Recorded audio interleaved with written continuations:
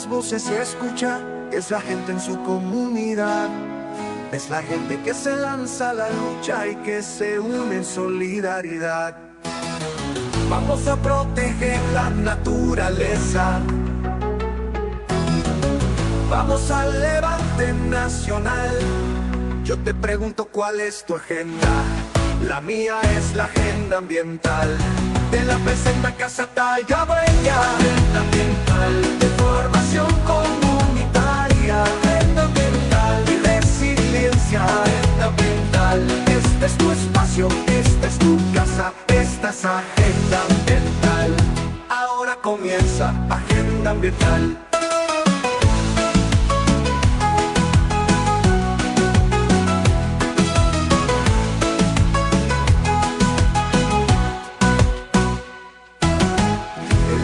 Las voces se escucha, es la gente en su comunidad.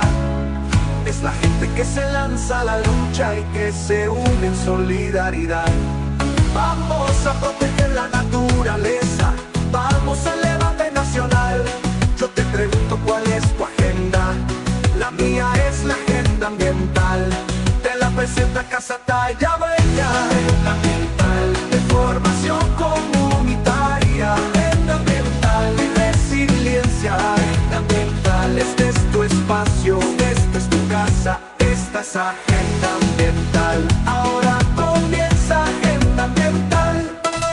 Bienvenidos todos a este capítulo número 20 de la cuarta temporada de Agenda Ambiental. Le habla José Manuel Nolo Díaz directamente desde el barrio Seboruco de la ciudad de Peñuelas, ¿verdad? Recordando que este es su espacio, Agenda Ambiental, va al aire por aquí, por WPAB Radio 550 y por ECO en el 93.1 FM para nuestros hermanos y hermanas que nos escuchan allá en el área metropolitana. También les recordamos que ahora transmitimos simultáneamente por la página de Facebook de Agenda Ambiental y todas las plataformas de Agenda Ambiental terminan con PR de Puerto Rico y por el Vigianus, permitiendo que el contenido se comparta en Facebook, Instagram y YouTube. También podrá escuchar nuestro programa en las principales plataformas de podcast, incluyendo Spotify, Apple Podcast y YouTube Music. Para que no puedan escuchar el programa en vivo, ahí tienen la alternativa de escucharlo en los podcasts y sobre todo compartir en las redes para que más y más personas puedan llegar al contenido de Agenda Ambiental. Y nos acompaña como todos los sábados nuestro hermano directamente desde el pueblo de Salinas y representando al grupo Diálogo Ambiental de Salinas, Víctor Alvarado Guzmán. Buenos días, Nolo, buenos días a ti y a todas las personas que nos escuchan a través de esta emisora WPAB y a través de las otras lugares que también se transmiten en nuestro programa.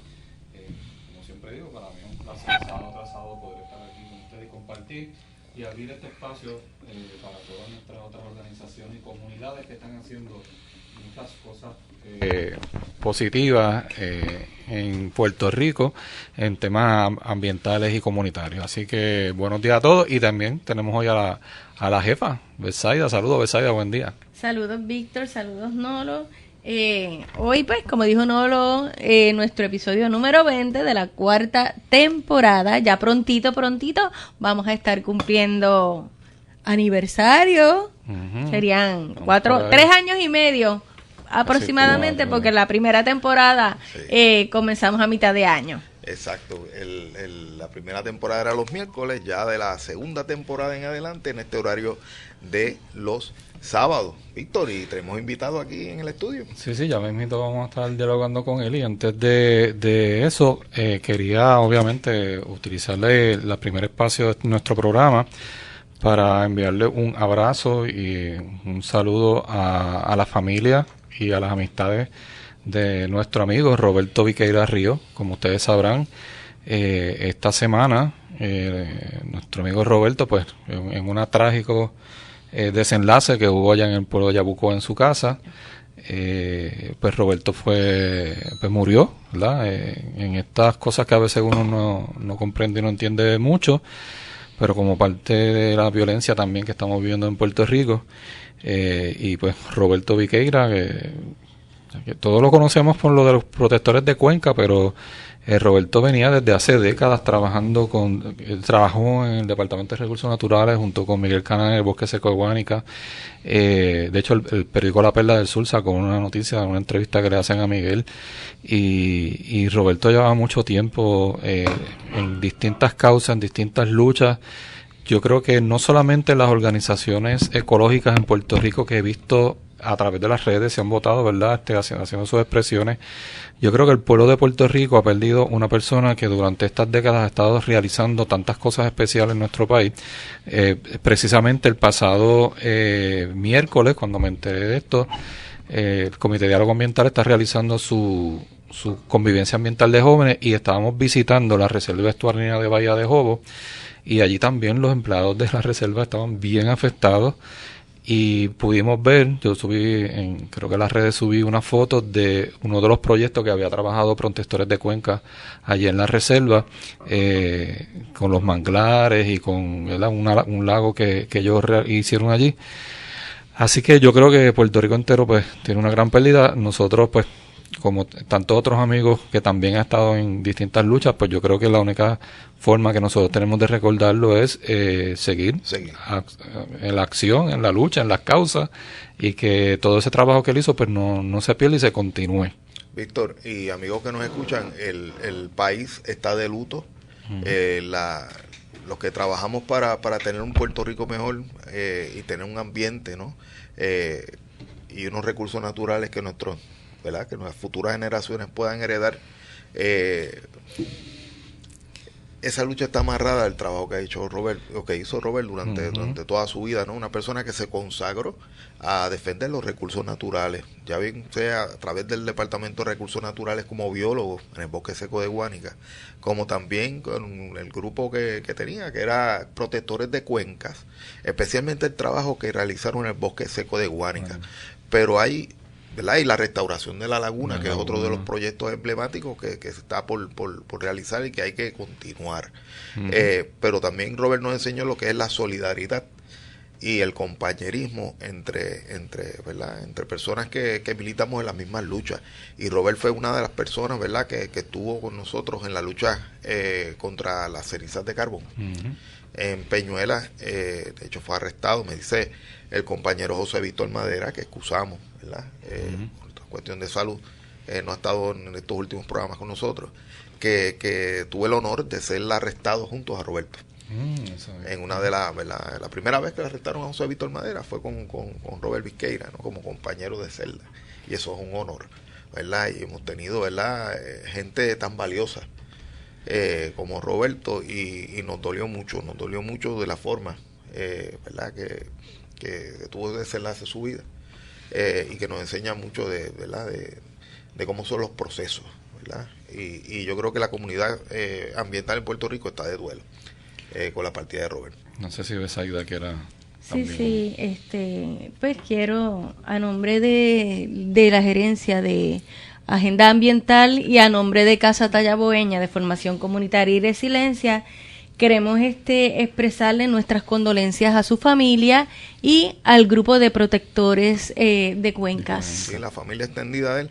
Entonces, mañana que estamos a 20 de junio, Robert será velado, ¿no?, en la funeraria Báez Memorial en el pueblo de Yauco. El velatorio será de 9 de la mañana a 6:30 de la tarde. Así que a todos los amigos y amigas de Robert, pues vamos a acompañarlo en esta, ¿verdad?, último camino. Y pues Báez Memorial, mañana 20 de julio, de 9 a 6:30. Sí, allí estaremos, pero no lo que tenemos en agenda para hoy. Bueno, hoy en Agenda Ambiental, dentro de la crisis energética que vivimos en Puerto Rico, con el desastre de Luma, y genera la corrupción monopolística de New Fortress, y un gobierno rescatando a empresas privadas como la carbonera AES Puerto Rico, con el dinero del bolsillo de la gente, esta pasada semana el periódico La Perla del Sur reveló que la empresa AES Corporation, que es la matriz de AES Puerto Rico, también está en riesgo financiero. Para profundizar sobre este tema tenemos con nosotros aquí en el estudio al periodista investigativo y amigo de Agenda Ambiental, yo creo que es parte del elenco también, y editor de La Perla del Sur, el compañero, amigo y hermano Omar Alfonso. Y más adelante se unirá a este análisis el licenciado Rolando Emanuel Jiménez, una de las personas que más sabe en Puerto Rico sobre todo ese entramado energético. Así que no se vayan y únanse a este diálogo que Agenda Ambiental continúa en breve. Hoy vi al gobierno del cemento y la varilla darse el beso ficticio número 100. Entre humo y cenizas sonríe la mentira, destruye todo sin mirar a quién. Cortan los bosques sin mirar atrás, queman el carbón y nos llenan de gas. En las playas siguen construyendo para aplacar al pobre y callar el viento. Los vertederos nos llenan de peste, envenenan el aire y la vida se pierde. Pero nuestra verdadera esencia no entienden. Nos juntamos todos y esto se enciende. Porque somos ríos que se unen al mar, somos la tierra que no va a callar. Si levantamos las voces nada nos podrá detener. Porque esta es una sola lucha por un nuevo mar. Y regresamos a este capítulo número 20 de la cuarta temporada de Agenda Ambiental. Y como dice la canción, todos somos una sola lucha. Y me dice Bexaida que tiene unos saludos. Sí, queremos saludar a Nilda Dávila, Ana Hernández, Nilda Hernández, Eneris Olaguibel, a Pedro Díaz, Johnny Kidd, que sé que los sábados debe estar cogiendo su diálisis. Sí, y un saludo especial a la familia de Gumercindo Velázquez, a Ricardo Velázquez, Carmen y a toda esa gente buena que nos escuchan, que nos dieron allá, que son fieles oyentes del programa Agenda Ambiental. Y para nosotros es un honor, ¿verdad? El que poder llegar a cada uno de sus hogares. Así que a la familia Velázquez, allá en el pueblo de Peñuela, un saludo y un abrazo de parte de aquí de Agenda Ambiental. Muy bien.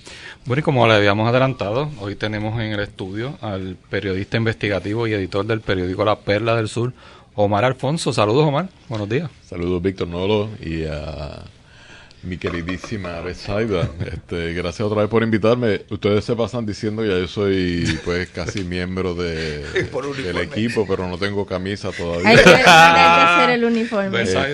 Pues tengo que tirarlos al medio frente a los amigos que nos ven en redes sociales y nos escuchan en PAB. Gracias a todos por invitarnos. Y aquí estamos siempre porque, como le decía a Víctor, siempre hay datos que no se pueden incluir en las reseñas en los reportajes que realizamos, claro, porque pues son muy técnicos y pues hay que elaborarlos de otra manera, y pues oportunidades como esta nos permiten abordar esos asuntos, y máxime con la participación próxima de Rolando, que también estoy seguro que nos podrá ayudar.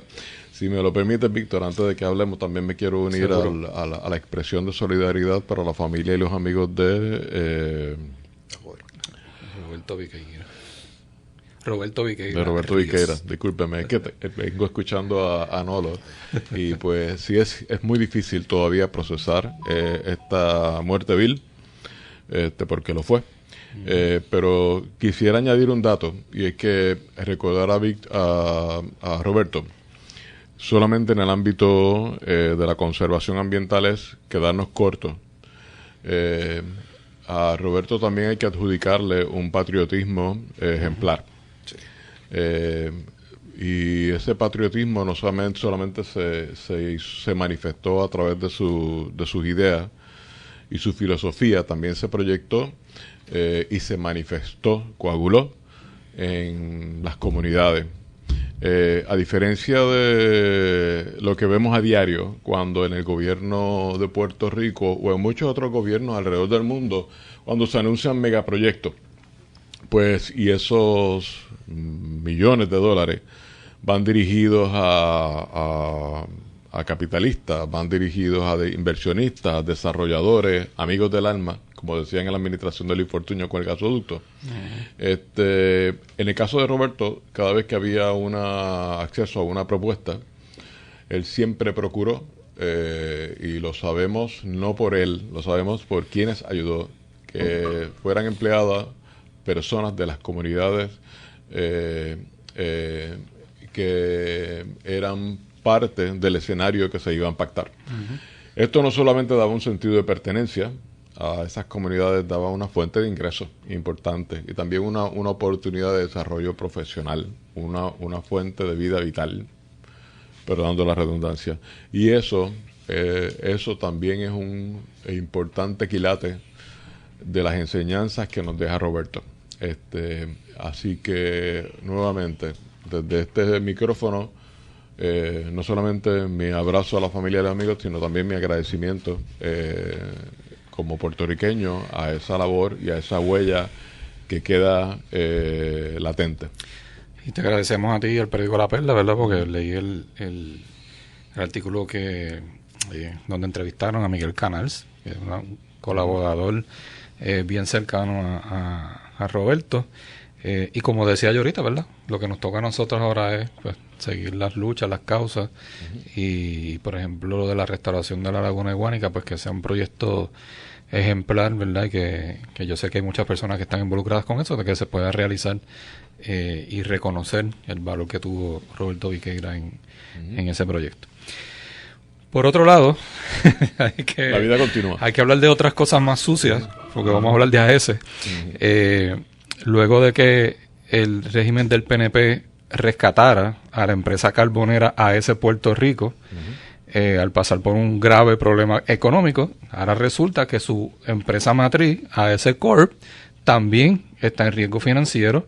Y vimos este artículo que sacó el periódico La Perla del Sur, ¿verdad? Que tú redactaste, y pues quisimos que compartieras con nosotros y que nos contara esta desastrosa historia de corporaciones privadas que están en problemas económicos y que parece que el gobierno de Puerto Rico está centrado en este caso, la historia financiera de AES Corporation no hemos tenido oportunidad de abordarla con profundidad, pero lo cierto es que desde hace aproximadamente unos 5 años ellos están enfrentando problemas de liquidez, porque tras adoptar una postura de una transición a energías renovables, lo que suena bien, y es un cambio de postura de avanzada para el momento en que AES Corporation lo adoptó.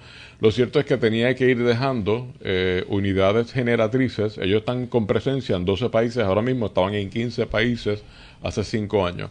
Ellos han tenido que ir dejando de operar unidades generatrices que funcionaban con carbón o funcionaban con derivados de petróleo, para cumplir con esas metas de transición. Ellos anticipaban de que la realidad del cambio climático y la coherencia global dirigida a ir haciendo esas transiciones los iba a sacar a ellos del mercado si no hacían un cambio, y se adelantaron a hacer esos cambios. ¿Qué pasa? Tú apagas una central, por ejemplo, supongamos un ejemplo hipotético, tú apagas hoy AES Puerto Rico, que funciona con carbón. AES Corporation y AES Puerto Rico, ambos van a dejar de vengar los ingresos de esa operación. Así que tú apagas allí, pero también tienes que hacer una inversión adicional para sustituir esa operación. Así que tú pues tienes que buscar capital para ver cómo reemplaza. En Puerto Rico, AES Corporation y AES Puerto Rico han encontrado tierra fértil en el gobierno, porque no tienen ningún problema en ayudarlos, asistirlos, rescatarlos, contrario a lo que ocurriría en otros países donde dirían, bueno, tú quieres hacer una conversión, te toca a ti hacerla, porque tú eres el que te va a lucrar, yo no me voy a lucrar. Claro. Pero aquí pues han salido de forma casi hipócrita, por no decirlo absolutamente hipócrita, a decir que no les vamos a dar ningún rescate, pero sí se lo damos. Así que, a diferencia de lo que pasa en Puerto Rico, que el gobierno sale a su rescate en otros lugares, en estados de los Estados Unidos, pues dicen, tú quieres hacer una conversión, adelante, hazla, pero te toca a ti hacerla, porque yo te estoy pagando ya por el servicio. Eso significa que en la medida que han ido saliendo de activos de carbón y de derivados del petróleo, pierden ingresos, se reduce la liquidez y tienen que hacer inversiones para sustituir, se aumenta la deuda. Este patrón se lleva hace unos años, pero no es hasta ahora, hasta la segunda mitad del 2025, que ya se hace notable para los observadores, los analistas de mercado.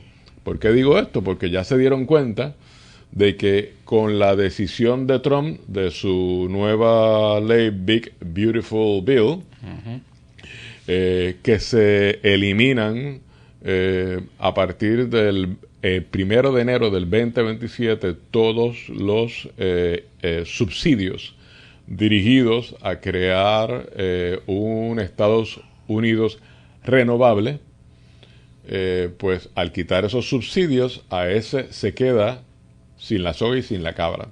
Lo escribimos de una forma más coloquial en el escrito y dijimos que le sacó la ley, la firma de la ley le saca la alfombra de los pies a ese, porque entonces ahora se queda sin un 30% de subsidio para sus proyectos y a ese en este momento está desarrollando cerca de 5 gigabytes de energía renovable en los Estados Unidos, incluyendo territorios como Puerto Rico. De pronto, tras que tú tienes un nivel de deuda alto, ¿de cuánto estamos hablando? De 30.570 millones. Esto Rolando lo podrá traducir en un lenguaje todavía más sencillo, pero esta deuda es como lo que le pasó a la deuda de Puerto Rico, una deuda casi impagable, porque la liquidez y los activos ya casi comparan con el valor o exceden en algunos casos. Pues esta deuda ahora pues va a quedarse igual o aumentar porque no va a haber fuentes de ingreso para reducirlas al paso que se debería. Esto no significa que AES Corporation está hoy en quiebra, no lo es. Ese dato no es correcto, pero sí está en un panorama riesgoso que tienen. Ellos han tenido habilidades en el pasado, la habilidad en el pasado de salir de otros entuertos, no tan serios como pero han salido de otros entuertos. El mejor ejemplo son las cenizas de Puerto Rico. Al principio no podían, o habían garantizado que se llevarían las cenizas, después las dejaron aquí, cuando se les obliga por ley a sacarlas, las sacan, pero entonces no la pueden pagar y hacen que nosotros ahora, los abonados de la Autoridad de Energía Eléctrica, cada vez que pagamos la factura mensual, estamos pagando por la disposición de las cenizas fuera de Puerto Rico. Ellos se salen con la suya. Claro. Es una manera también real de decir las cosas. Pero en la realidad actual, pues AES está en un panorama muy, muy frágil y este escenario ha abierto la puerta a otra realidad, y es que ellos están considerando salir de activos de divisiones de la empresa, como por ejemplo Fluence. Están considerando salir de Fluence, que es una de las divisiones de AES Corporation, que trabaja con el sistema de almacenamiento de baterías. Y han comenzado a vender participación en proyectos como en el caso de Puerto Rico, Marahu.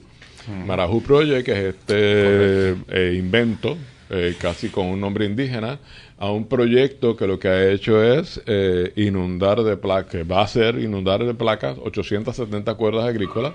Me imagino que nos las comeremos algún día que haya hambre.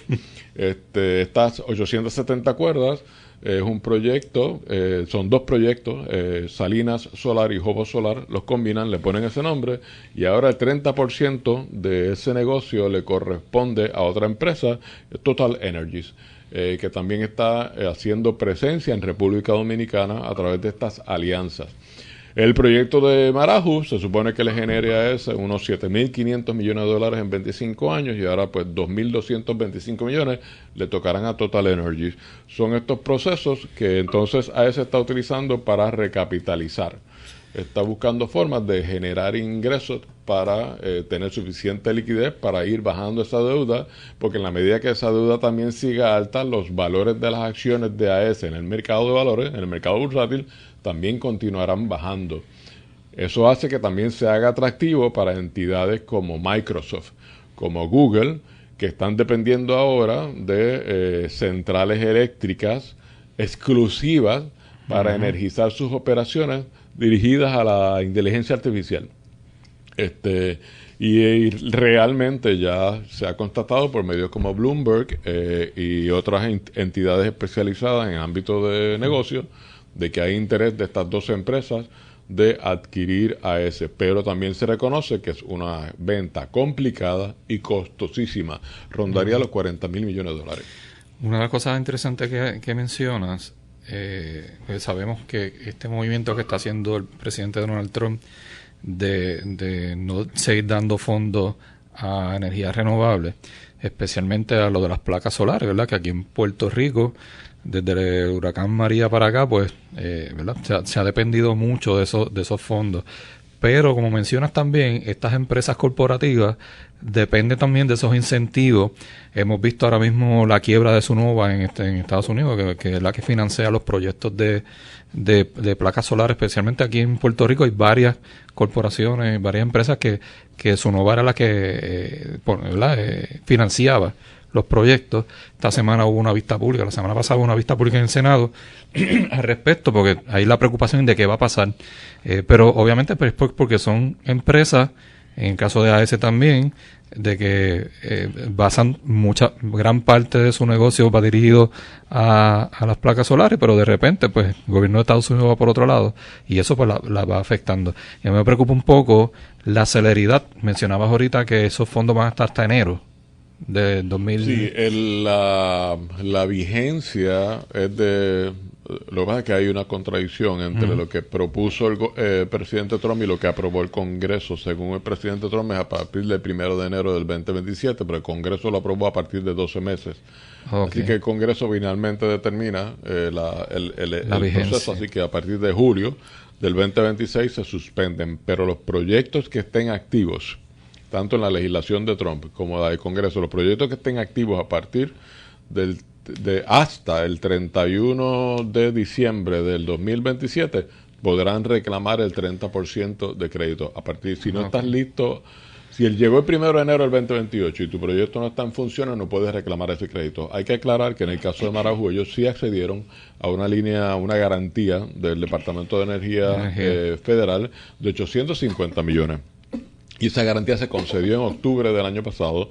No hemos sabido de que no se haya retirado esa garantía. Entendemos que no.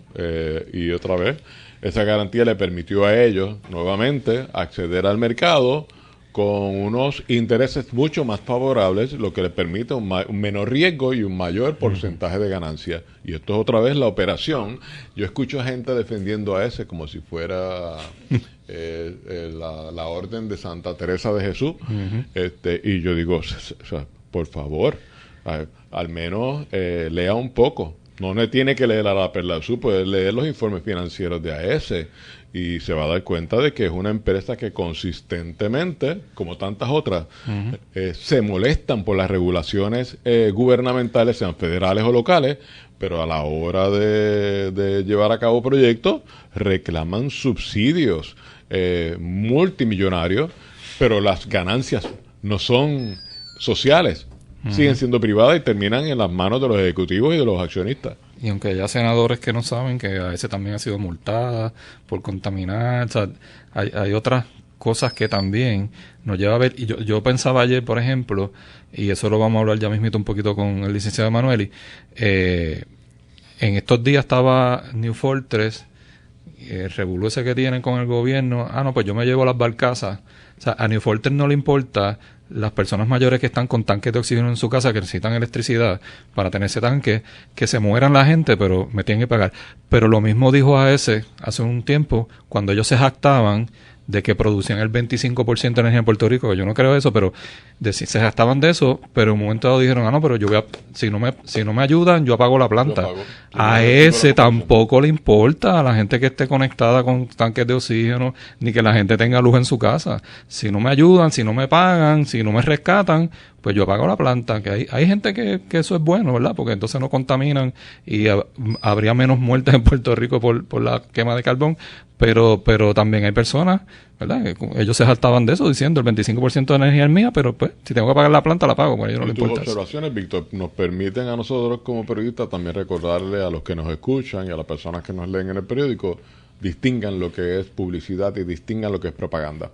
Precisamente tú acabas de decir algo que es constatable, hay prueba empírica, de los anuncios de eso son propaganda, no son publicidad. Vienen con la intención de tergiversar, de alterar la realidad para dar una impresión falsa de lo que ellos hacen.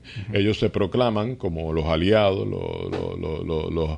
los defensores de las comunidades de los lugares donde se establecen, pero la realidad es otra, diametralmente opuesta. Bueno, nosotros vamos a hacer una pausa, ¿verdad? Vamos a hacer las conexiones también para tener al licenciado Manueli y regresamos aquí en Agenda Ambiental.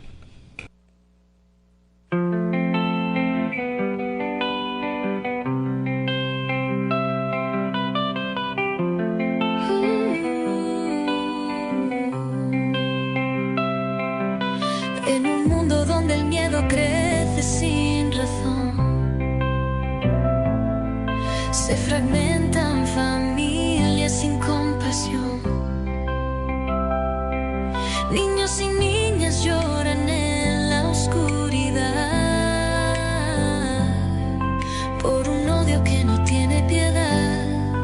Por un odio que no tiene piedad. Les quitan el derecho a soñar, a vivir en paz, y sus lágrimas humedecen el piso en cada hogar. El poder que abusa, que triunfa con maldad, no podemos permitir esa brutalidad. El amor es la fuerza que queremos sembrar, es el espíritu que nos puede salvar. No al abuso, ni al rechazo, ni a la división. Juntos construyamos una rebelión. No al odio, no a la separación. Somos uno en esta canción, con corazones llenos de hermandad. Transformemos la realidad, basta de separar y discriminar. Y regresamos a este capítulo número 20 de la cuarta temporada de Agenda Ambiental. Y en la canción el tema central, la solidaridad con los hermanos y hermanas de distintas nacionalidades que vienen a buscar un futuro y a aportar a Puerto Rico, a nuestros hermanos y hermanas, especialmente a la comunidad dominicana, nuestro abrazo y nuestro apoyo incondicional. De aquí, de Agenda Ambiental, me dice Bexaida que tiene unos anuncios. Sí, queremos saludar a Doralisa Vera, de allá de la Guardarraya en Guayanilla, a Janet Albino, a José Juan Cora de Guayama, y le queremos dar un abrazo a quien nos está viendo, porque sabemos que la pérdida de Roberto pues le afectó mucho a nuestro gran amigo Miguel Canals. Muy bien. Después Cora y yo tenemos que comentar en algún momento de la experiencia que tuvimos esta semana en su casa con un fuego que hubo en Rancho Guayama. En el momento nos preocupamos un poco, ¿verdad? Pues estábamos allí rehenes del fuego que estaba rodeando la casa, pero mientras yo vi la cara de José Cora tranquilo, echando agüita allí, yo dije, olvídate que no, aquí no va a pasar nada. Pero está controlado. Sí, pero después contamos esa anécdota. Bueno, la conversación que hemos tenido aquí con Omar Alfonso sobre el riesgo financiero que ahora tiene la compañía AS Corp, que es la matriz de la carbonera de Puerto Rico, queremos añadir a este diálogo al licenciado Rolando Emanuel Jiménez, que lo tenemos a través del celular. Buenos días, licenciado. Buenos días, Víctor. Un placer de estar ahí en ese tan importante programa. Y un saludo a Omar, un abrazo. Seguro. Bueno, ¿verdad? Primero queríamos saber, me imagino que tuvo la oportunidad de leer el artículo que sale en La Perla del Sur, que escribió Omar Alfonso, sobre esto del riesgo financiero que ahora estaba pasando a la AS Corp, que es la matriz de la carbonera AS Puerto Rico. ¿Qué le parece esta situación de esta empresa? Bueno, eso tiene su raíz en el problema de la privatización.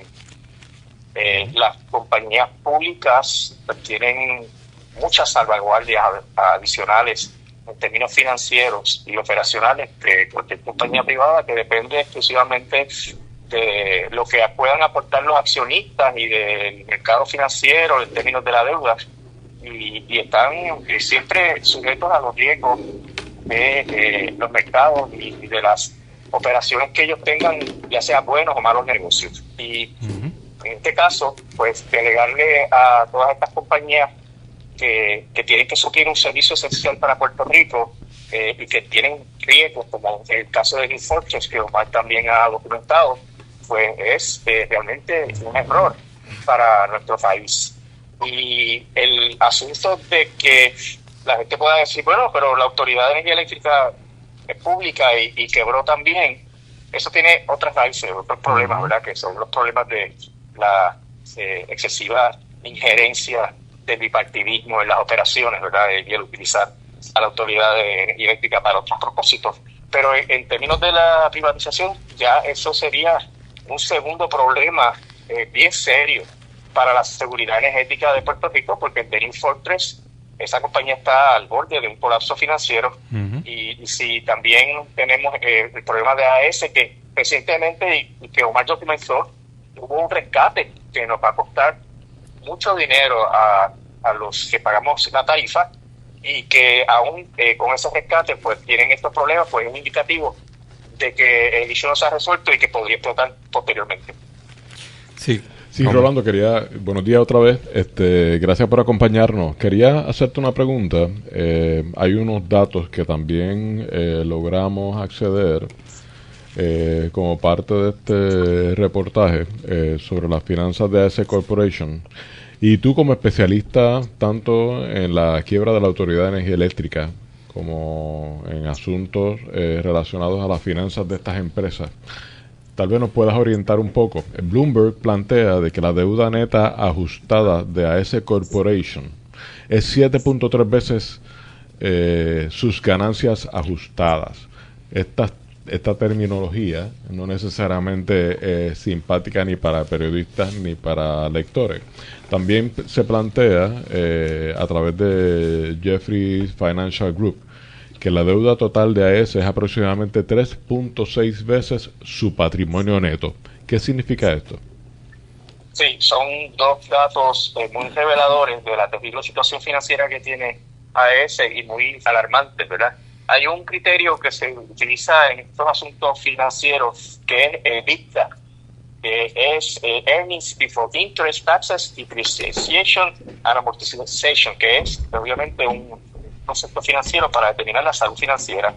Aquí estamos hablando de que la deuda neta ajustada de AES es 7.3 veces su EBITDA, y eso implica que tiene un riesgo elevado de que no pueda cumplir con sus obligaciones financieras según los estándares de contabilidad. Wow. Y eso pues indica, ¿verdad?, no solamente para un financiero, sino también, por ejemplo, para un inversionista, si debe o no debe invertir, y también para cualquier otro cliente que tengan esas empresas, pues un riesgo inherente el hacer negocios con una empresa. Muchas veces estas empresas, cuando llegan a esos niveles, en realidad están ya en una espiral descendiente financiera, que no hay otro remedio que no les quede disponible que no sea erradicar una quiebra, porque se pierde la confianza de los clientes, se pierde la confianza de los inversionistas y de los mercados, y finalmente los bancos no le prestan más dinero, y al no prestar más dinero, pues entonces ya no queda otro remedio que presentar una quiebra para protegerse de los acreedores. Y presentar una quiebra pues implica que tendrían que tomar medidas extraordinarias y probablemente vender activos, vender las operaciones en Puerto Rico, con los riesgos de entonces tener otro operador que no sepamos, ¿verdad?, cuál podría ser su salud financiera, porque ahí la venta de los activos o la venta de las operaciones en Puerto Rico necesariamente va a implicar asumir los contratos que se tiene con Puerto Rico o renegociar los contratos que se tiene con Puerto Rico, lo cual implica unos riesgos a futuro para Puerto Rico también. Wow. Eso también me trae una nueva pregunta, aunque estamos entrando en el plano de la especulación, y quiero que quede claro, pero ¿qué posibilidad o qué riesgo implica para ese Puerto Rico que su empresa matriz se vaya a quiebra cuando a ese Puerto Rico el año pasado tuvo su año récord de ingresos con más de $170 millones en ingresos por encima de lo que se había acordado en el PPA, en el Power Purchase Agreement del 94. Bueno, si la matriz tiene esa mina, ¿verdad? Esa gallinita de los huevos de oro aquí en Puerto Rico, pues es un activo que puede ser objeto de una venta para recaudar dinero para los otros acreedores, porque eso tendría un atractivo. No es lo mismo tú vender una operación peligrosa que una operación que está generando unas ganancias significativas. Así que el dueño, ¿verdad? En este caso la matriz, podría escoger fortalecer eso o mantener esas operaciones para tener su flujo de efectivo, o venderlo de manera que pueda obtener una suma, un lump sum, ¿verdad? Una suma global que pueda servir para poder negociar un acuerdo con los acreedores. Muchas veces los acreedores te exigen un pago significativo adelantado, depósito, para poder llegar a un acuerdo, y probablemente el deudor, en este caso la matriz de AES, pues tendría que estar vendiendo activos para tener esa cantidad de cash que permita que los acreedores lleguen a un acuerdo y se pueda reestructurar la deuda. En el caso de que no se pueda llegar a un acuerdo, lo que procede es una liquidación.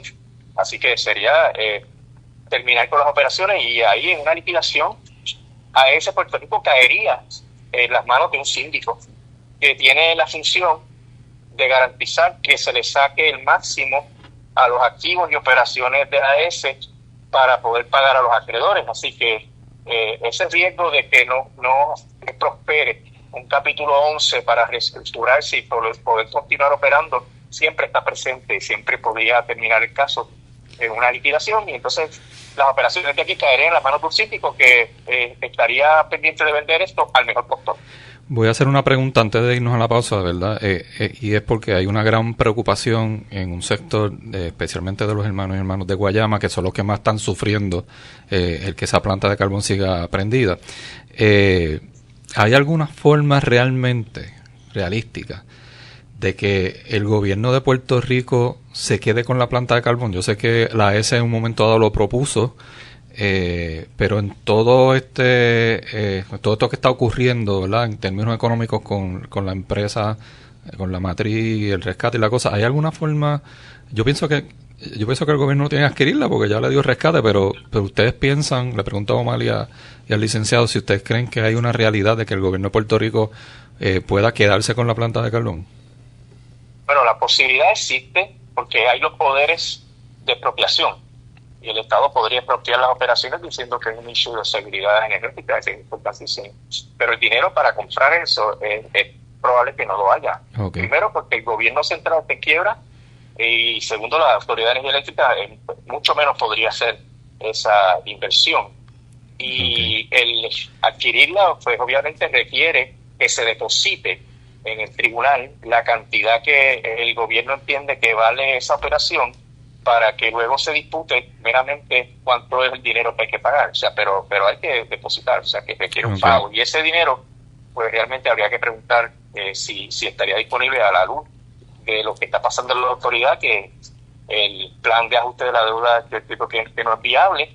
Y el otro tema sería de lo que están reclamando los bonistas, no de su deuda, sino de la deuda administrativa que se generó desde que se radicó la quiebra hasta que termine el caso de quiebra, que podría ser más de 3.000 o 4.000 millones de dólares. Así que la situación está bien comprometida. Hay el poder para hacerlo, pero habría que ver de dónde sale el dinero. Omar, ¿algún comentario adicional que quisiera hacer al respecto? ¿Algún comentario adicional que quisiera hacer sobre ese? No quiero pensar en esa posibilidad. Imagínate.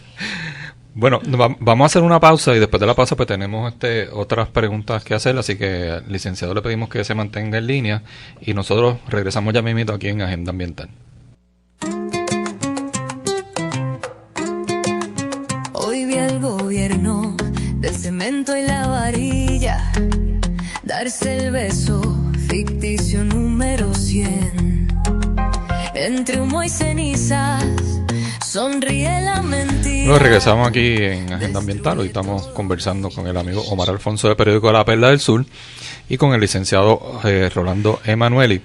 Estábamos conversando fuera del aire algo que se me ocurre hacer otra pregunta con esto. El gobierno de Puerto Rico ha insistido en hacer algún tipo de contrato con AES para construir una planta de gas fósil, el mal llamado gas natural, al lado de la planta de carbón. ¿Cómo se podría haber afectado esa propuesta que no sé, ahora mismo no sabemos en qué paso están, porque eso fue en un momento dado era como una idea y después había unas conversaciones y una cosa, no sabemos dónde está eso, pero cómo se podría haber incluso afectado ese deseo del gobierno de Jennifer González de construir una planta de carbón a través de AES, una planta de gas fósil a través de AES, allí mismo donde está la planta de carbón. Omar. Si me permite, Rolando, contesto yo primero. Sí. La realidad es que eso nos afecta con la legislación del presidente Trump y el Congreso. Las restricciones son para todo lo que sea energía solar o energía eólica, mayormente, que son las principales fuentes de energía renovable en la industria. Hay otros mecanismos, pero en la industria esto es lo que se está cultivando de forma lucrativa. Así que en el caso de la central de gas, todo lo contrario, podría recibir posiblemente subsidios de parte de la administración Trump para que se lleve a cabo. Este es otro tema, precisamente, que bueno que lo trae, es otro tema que también se está desarrollando a nuestras espaldas. No hay transparencia. De AES nunca la va a haber, nunca la ha habido, estamos investigando desde 2016 y nunca ha habido transparencia, pero del gobierno anteriormente se accedía a peticiones de acceso a información y pues en este caso no está ocurriendo. Va a ver que en su momento, ya muy cercano, va a hacer un emplazamiento legal para que publique información. Y ellos también ya han aprendido de la elección de los reportajes sobre el rescate en enero del 2024, de que entonces recurren a cláusulas de confidencialidad. Y esto es otro problema. Pero otra vez, contestando tu pregunta, la central eléctrica, la conversión a gas natural no debería afectarse con esto. Donde sí se afecta es con la liquidez. La liquidez de la corporación cada vez está más comprometida, pero en el caso de ese Puerto Rico no. Okay. Esto es un asunto que podría analizar Rolando. Lo que sí yo anticipo que va a ocurrir, y esto sí me encantaría escuchar a Rolando, es que todavía AES está detrás de más proyectos, de más contratos con el gobierno de Puerto Rico a través de la Autoridad de Energía Eléctrica. Ellos ya consiguieron la aprobación de Maraju y ahora están detrás de otro proyecto de 400 a 500 megavatios de energía solar. Ellos se supone que este proyecto, como había solicitado Jesús Bolinaga Serfati en el memorando, en el MOU que le presentó a la Autoridad de Energía Eléctrica hace 2 años y medio, este proyecto no tiene otro objetivo que también darle otro rescate financiero a la corporación. Estamos hablando de otros 7.500 a 9.000 millones de dólares en 25 años. Y lo que me pregunto es si ahora, en la administración Trump, conseguiría y garantías del Departamento de Energía. La contestación creo que todos la sabemos, y si conseguiría a tiempo la aprobación del proyecto, si se lograra este año, si estaría a tiempo para el 31 de diciembre del 2027 y obtener el 30% de crédito federal. ¿Qué diría Rolando? Bueno, yo diría que si la situación de AES se sigue comprometiendo, pues la viabilidad de esas inversiones aquí en Puerto Rico también podría estar en entredicho, porque para poder reestructurarse esa corporación tiene que velar porque la propuesta de reestructuración, el plan de ajuste que presente, sea uno viable. Uh-huh. Y se requieren inversiones mayores. Yo sé que es probable que haya incentivos adicionales, pero si se requieren inversiones mayores, probablemente no se consiga el financiamiento o no haya flujo efectivo para sustentar esas inversiones nuevas. Así que el que la situación de AES se siga comprometiendo puede poner o dar el traste con eso. Lo otro que podría decir es que en realidad con toda esta manera en que el gobierno y sus políticos enfocan estos problemas energéticos de Puerto Rico, en el sentido de contratar compañías con problemas económicos, problemas ambientales, con historial de actuaciones fuera de la ley en otros países, pues lo que están haciendo es comprometiendo severamente la situación energética de Puerto Rico al grado de que aquí no se va a poder vivir por razón del costo de la energía. Si hay otro rescate adicional para poder suplementar las operaciones de AES Puerto Rico, pues mira, con todas las cosas que están en la ruta de aumento, aquí realmente pues uno no va a poder vivir, o nos tendremos que mover en la medida de lo posible, ¿verdad? Los que puedan, a la energía renovable para poder sobrevivir. Entonces se quedan todas esas obligaciones sin una base suficiente de clientes que paguen tarifas que puedan sostener todos esos contratos leoninos. Así que es bien preocupante lo que está pasando, porque es en todos los frentes. En todos los frentes tú estás viendo que esta clase política está comprometiendo a Puerto Rico con unos compromisos que no se sabe si se van a poder cumplir. Y si no se pueden cumplir en términos de que falla la privatizadora o el gobierno no tiene dinero para pagar, pues imagínate cuál va a ser el futuro energético de Puerto Rico. Y yo quiero dar esta imagen que tenemos ahora mismo en Puerto Rico. O sea, nosotros tenemos una crisis con Luma y Genera, ¿verdad? Lo de los apagones, y que obviamente Luma es una corporación. Yo recuerdo que 2 semanas antes de que Luma asumiera el control en Puerto Rico, me hicieron una entrevista en otra emisora y me preguntaban qué iba a pasar. Y dije, pues mira, lamentablemente Luma va a comenzar a hacerse cargo y de forma negativa nos vamos a dar cuenta, dolorosa, nos vamos a dar cuenta que era lo peor que podíamos hacer, y eso es lo que ha pasado. Así que tenemos una crisis con Luma y Genera. El gobierno intentando rescatar a New Fortress, la otra corporación, ¿verdad? Que tiene problemas económicos, y rescataron a ese Puerto Rico. Ahora la matriz de AES está en problemas. O sea, cada corporación privada que tiene relación con nuestro sistema eléctrico está en problemas. Y entonces yo pregunto, en términos generales, ya casi para finalizar el programa, ¿este es el colapso total del modelo de privatización del gobierno de Puerto Rico? Sin duda. El sistema eléctrico colapsó hace ya algún tiempo con la privatización y con los contratos de estas dos compañías, que ninguna de las dos compañías ha podido cumplir. Y entonces lo único que plantean es aumentar la tarifa para suplir los gastos alegres que tienen esas compañías, porque no tienen ningún incentivo para ahorrar dinero para el pueblo de Puerto Rico. Y el asunto de que cada año el sistema eléctrico está peor y que el servicio eléctrico está peor es la mejor prueba.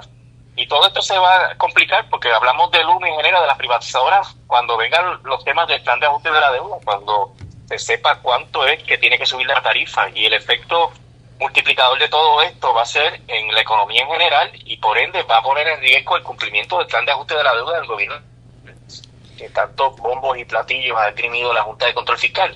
Si no hay suficiente crecimiento económico, o si caemos en una recesión mayor, pues mira, no se va a poder cumplir, porque hay que recaudar 4.350 millones de dólares anuales para poder cumplir con ese plan. Y la energía es la base de toda la economía de Puerto Rico, y eso es lo que está en juego. Y peor aún, cuando tenemos un gobierno, que me refiero de Jennifer González, que no vemos, o sea, no vemos que estén tomando acciones para evitar de alguna forma o minimizar ese impacto que va a haber. Omar, desde el punto de vista, ¿verdad? Como que tú has estado siguiendo mucho, desde el punto de vista periodístico, has estado siguiendo mucho estos asuntos. ¿Cómo tú ves este colapso de la privatización y de todas estas empresas y el gobierno insistiendo en la privatización? Y hablo del gobierno, pero yo escucho también a los políticos del Partido Popular diciendo, no, aquí lo que hay que hacer es cambiar la privatizadora. Eso no va a resolver el problema. ¿Cómo tú ves ese...? Yo lo veo como lo ve todo el mundo. Esta no ha sido la solución. Y esto es producto de una política pública torcida. No va a salir bien lo que sale mal de esas mentes y de esas decisiones. Y aquí está el resultado. Pero también la culpa, no voy a decir que exclusiva, pero todos nosotros tenemos culpa al siempre confiar en que esto va a salir bien. Pues mira, seguimos confiando y ellos siguen lucrándose y ellos siguen haciendo lo que ocurre, para lo que está sucediendo para la crisis de todos nosotros. Okay. Nada, yo quiero agradecer a Omar Alfonso, al periódico La Perla, gracias al licenciado Rolando Emanueli, que también estuvo con nosotros. Yo creo que ha sido un diálogo muy fructífero, ¿verdad?, para poder entender un poco esto. También gracias, Rolando, por tu análisis. Hasta luego, siempre es un placer. Gracias a ustedes. Antes de irnos, quiero recordarles, por aquí la jefa Besaida me acuerda, que Huerto Escalera y Casita Autónoma están invitando a las personas a la actividad que tienen de Nuestras Raíces Crecen Juntas. Esto un jardín de actividades para la niñez y sus cuidadores allá en Calley, en el área de Calley. Esto va a ser mañana domingo 20 de julio de 9:30 a 2 de la tarde. Recuerdo que cuando estuvieron aquí estuvieron hablando de que va a haber música, van a haber actividades, creo que va a estar hasta yoga, o sea, es una cosa bien variada. Así que todos pues les invitamos. Pueden entrar incluso, me parece que en la página de Agenda Ambiental ya habíamos subido esto también, pero pueden buscar a través de Facebook a Huerto Escalera y para que puedan participar. Y aquí hay unos números de teléfono, los voy a dar. Si acaso quieren llamar, pueden contactar al 914-382-4278 o al 939-478-9133. Allá nuestros amigos de Huerto Escalera y Casita Autónoma. Sí, bueno, queremos recordarle, como todos los sábados, que si tienen alguna situación ambiental pueden comunicarse con nosotros a través de las redes a agendaambientalpr@gmail.com o por mensaje de texto al 787-543-9981 o al 939-398-2431. Si no pudieron escuchar el programa en vivo, pueden verlo a través de las redes, a través de Spotify, Apple Podcast o YouTube Music. Queremos darle las gracias aquí a Omar por estar aquí con nosotros, al licenciado Rolando Emanueli, y nos vemos el próximo sábado en un nuevo episodio de Agenda Ambiental, donde las voces de nuestras comunidades tienen su espacio. Hasta el próximo sábado. El eco de las voces se escucha, es la gente en su comunidad, es la gente que se lanza a la lucha y que se une en solidaridad. Vamos a proteger la naturaleza, vamos al levante nacional. Yo te pregunto cuál es tu agenda, la mía es la agenda ambiental. Te la presenta Casa Talla Breña, agenda ambiental.